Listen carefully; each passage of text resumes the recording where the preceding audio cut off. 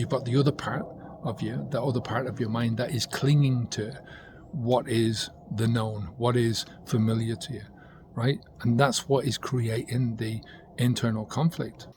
You know, when you're trying to step away from any habit, especially something that involves a drug like alcohol, you're always going to come up with a lot of natural resistance and a lot of internal resistance to what you're trying to do.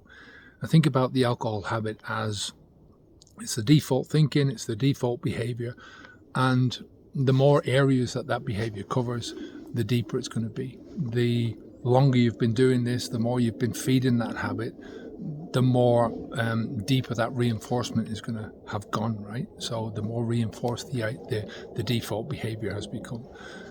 Then when you want to change, you're always going to be faced with a certain amount of ambiguity and conflict, right? It's just an inevitable part of the journey.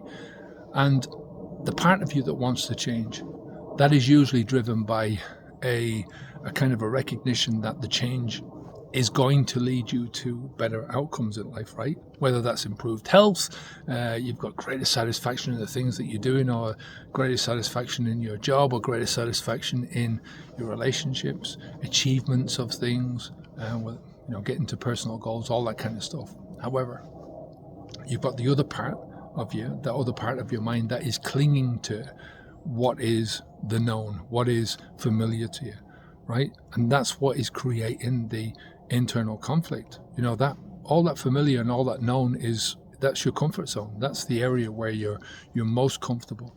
That's when the shit hits the fan. This is where you go. This is where you hide away, right? It's your escape. Instead of it being an escape hatch, it's a trap. You know, it traps you in there. It gets tighter and tighter and tighter. The more you use this one drug for, the more you're isolating other parts of your life. But it's this second part, that familiarity and that doggedness of the actual habit, that's the part that we call the drinker's brain. That's, the comfort zone. It's the path of least resistance. It's the parts of your life that you have to, you're working at moving away from them because you're working on other things. But you're really, the one thing that you're doing that will get rid of the old drinker's brain is time in the right direction and not feeding the habit, right? But the thing is that you have to understand that you're going to carry both of these desires, because going back into that comfort zone is still a desire that you have, right? It's still there. It's still something that is pulling you in one direction. So we talk about motivations, and motivations can be a double-edged sword. So motivations can be pulling you in one direction, but they can also be pulling you in another direction. And this is what we're talking about in terms of desires, so that you've got a desire that's pulling you one way and a desire that's pulling you in another way. And you have to accept that both of these desires are going to be part of your pathway, at least in the short term.